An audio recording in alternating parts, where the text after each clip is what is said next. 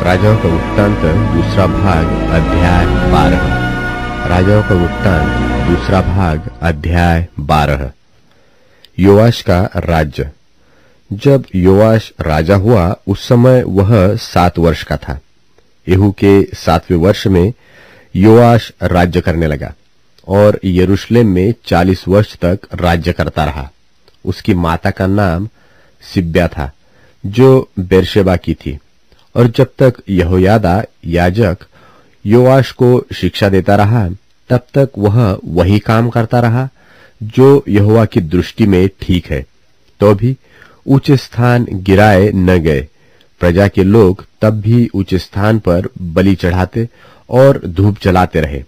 और योआश ने याजकों से कहा, पवित्र की हुई वस्तुओं का जितना रुपया यहोवा के भवन में पहुंचाया जाए, अर्थात गिने हुए लोगों का रुपया, और जितने रुपये के जो कोई योग्य ठहराया जाए, और जितना रुपया जिसकी इच्छा यहोवा के भवन में ले आने की हो, इन सब को याजक लोग अपनी जान पहचान के लोगों से लिया करे, और भवन में जो कुछ टूटा फूटा हो उसको सुधार दे।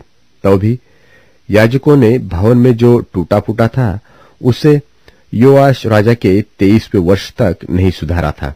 इसलिए राजा योआश ने यहोयादा याजक और याजकों को बुलवाकर पूछा, भवन में जो कुछ टूटा फूटा है उसे तुम क्यों नहीं सुधारते? अब से अपनी जान पहचान के लोगों से रुपया न लेना, और जो तुम्हें मिले उसे भवन के सुधारने के लिए दे देना। तब याजकों ने मान लिया कि न तो हम प्रजा से और रुपया ले और न भवन को सुधारे।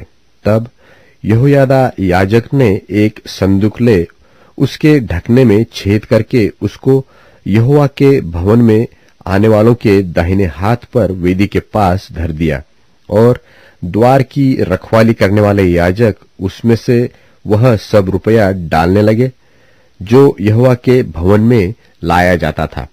जब उन्होंने देखा कि संदूक में बहुत रुपया है, तब राजा के प्रधान और महायाजक ने आकर उसे थैलियों में बांध दिया और यहोवा के भवन में पाए हुए रुपयों को गिन लिया।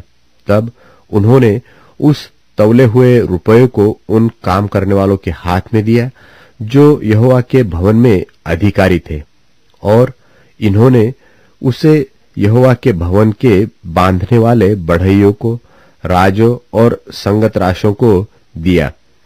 और लकड़ी और गढ़े हुए पत्थर मोल लेने में, वरन जो कुछ भवन में टूटे फूटे की मरम्मत में खर्चा होता था उसमें लगाया।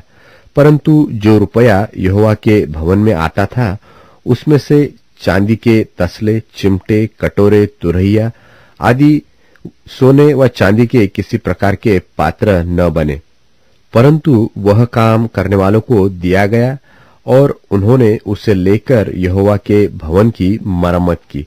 और जिनके हाथ में काम करने वालों को देने के लिए रुपया दिया जाता था, उनसे कुछ हिसाब न लिया जाता था, क्योंकि वे सच्चाई से काम करते थे। जो रुपया दोष बलियों और पाप बलियों के लिए दिया जाता था, यह तो यहोवा के भवन में न लगाया गया, वह याजकों को मिलता था। तब अराम के राजा हजाएल ने गत नगर पर चढ़ाई की और उससे लड़ाई करके उसे ले लिया। तब उसने यरूशलेम पर भी चढ़ाई करने को अपना मुंह किया।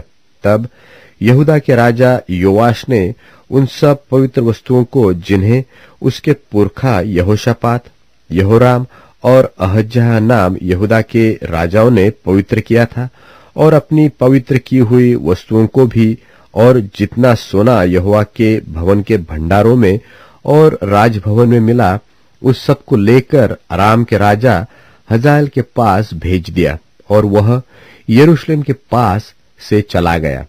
योआश के और सब काम जो उसने किए, वह क्या यहूदा के राजाओं के इतिहास की पुस्तक में नहीं लिखे हैं?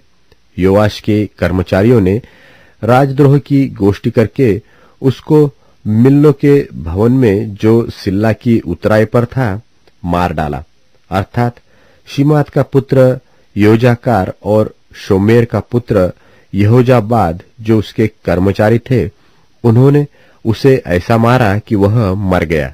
तब उसे उसके पुरखाओं के बीच दाऊदपुर में मिट्टी दी और उसका पुत्र अमस्याह उसके स्थान पर राज्य करने लगा।